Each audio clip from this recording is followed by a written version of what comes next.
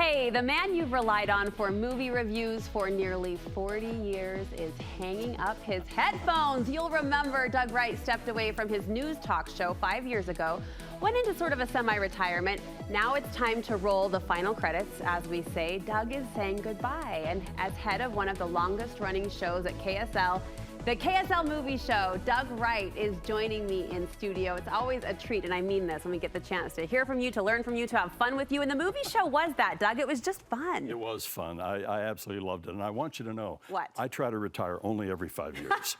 So, I just, the movie show has just been a joy. And it just grew like a virus. And we had no idea, Chris Hicks and me, back in 1985 when I took over the morning show. We had no idea that this would be such a long-running show, and it literally did just grow. It started off as this little short segment sponsored by Trolley Square Theaters. Right? Really? And it was just Chris would run through the list of the movies that were out. I kind of like this one, kind of like that one, and now here's a message from Trolley Square. Thanks, Chris. We'll see you next week.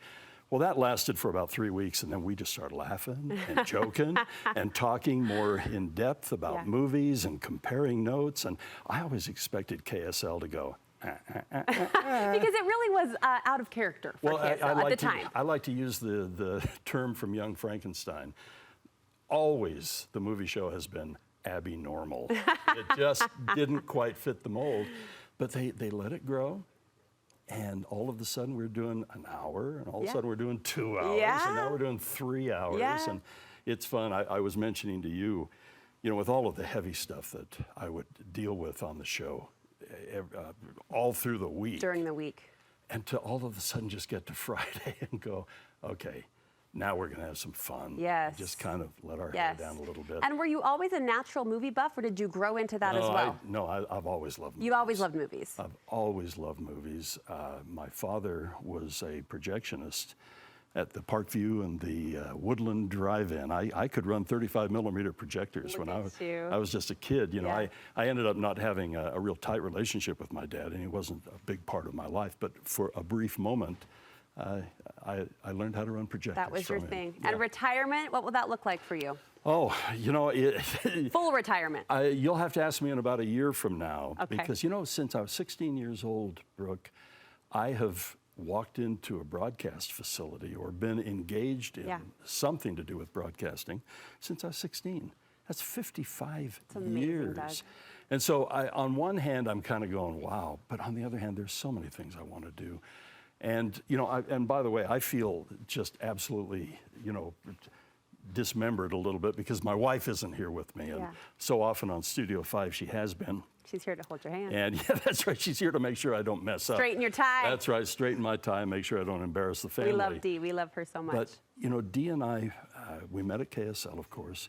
And both of us, it was a magic station, still is. Yeah. We loved everything about it. Yeah. But every now and then you'd go, I want to make sure that I exit while maybe a few people still in the audience are doing this polite golf applause rather than throwing tomatoes. Listen, I hear that. I admire that. But also, it's not just this. It's thunderous applause. Like your movie show audience, I know, loved you. It's a niche audience. It is. In its own right. But they love you. And this is a legacy. It is one of the longest running shows on KSL, so it's something to celebrate.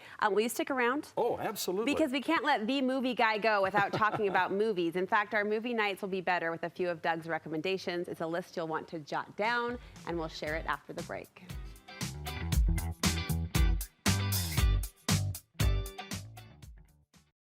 All right, you all know Doug Wright, longtime KSL News Radio host and co-host of The Movie Show. You will always be watching movies, but as you head into retirement, we want you to give us the best of the best, sort of your personal Academy Awards. This is a hard task, I know. We kind of did it by decade when I was talking with your producer, and Maverick last year. I loved Maverick. What a crowd pleaser. Of course, a lot of critics went, well, yeah, but... what about Michelle Yeoh and so on? I thought Tom Cruise was amazing, the movie was amazing, and it drew us back into the theaters. I love Maverick. From the 2010s, you went for a historical pick. You're recommending Lincoln. Lincoln is just a breathtaking movie. And again, Steven Spielberg. He is the best. Daniel Day-Lewis, Sally Field. It was an incredible movie that had so much heart and soul and said so much about our country. You're making me want to watch it all over again. This is so fun. We can do this by decades. All right, from the 2000s, it was a story of triumph. You picked Seabiscuit. Seabiscuit, oh my goodness. It had all the magic elements. First of all, I'm not the biggest sports guy in the world. I've always joked about that. Really? We didn't know that. I'm Utah's Mr. Sports. But I love sports movies, regardless. And this one with horse racing, just the uplifting winning during the Depression era of Seabiscuit, and plus the fact that David McCullough narrated it. Yeah.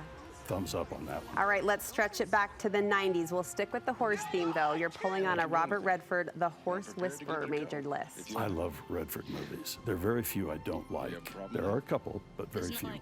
But this one was a favorite from this decade. The book was wonderful, but the movie, and this is a rare thing, where the book and the movie are as good, and maybe the movie even a little better. Ooh, you think? And oh my God, Thomas Newman's score to this is hauntingly beautiful. Yeah, the music that sticks with you. But you're right, oftentimes when those books become movies, we're disappointed. Right. Not in this case. Right.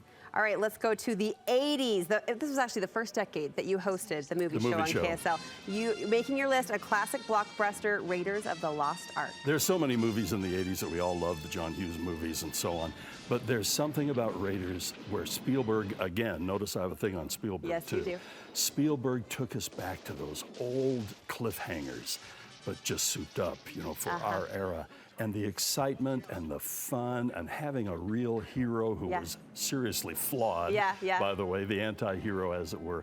I just love the Raiders series. I wasn't a big fan of 2, The Temple of Doom, but I love the Raiders series. So fun to march back by the decades for this best of movie list, considering the legacy that you've left here at KSL when it comes to movies. I'm curious if I were to ask the mean question, best movie of all time, what's your go-to favorite? You're asked this a lot, I'm sure. Yeah, the best movie of the era that I think I have been actively engaged is honestly Schindler's List. That is a movie that has such impact and power. That there's almost, it's in a league of its own. But I'll tell you, I go back to some of the old classics. I love Singing in the Rain. Hey, there you go. It is a marvelous, marvelous movie. You are a classic movie guy. We love that about you. You can always tell how much you like a movie if you're just surfing sometime and something pops up. And you stop. And you stop there. Even if you're just watching the last 10 minutes, you have, I got 15 minutes before I have to go on the air, and you watch that. That's how you can really tell. Do you want to hear my guilty pleasures? I was going to say, let your hair down. The movie show known for being irreverent. Yeah, what are your guilty pleasures? Don't judge me on what? this. I'm judging. Mel Brooks. What? Kills me. And I am not kidding you. Blazing Saddles. Doug.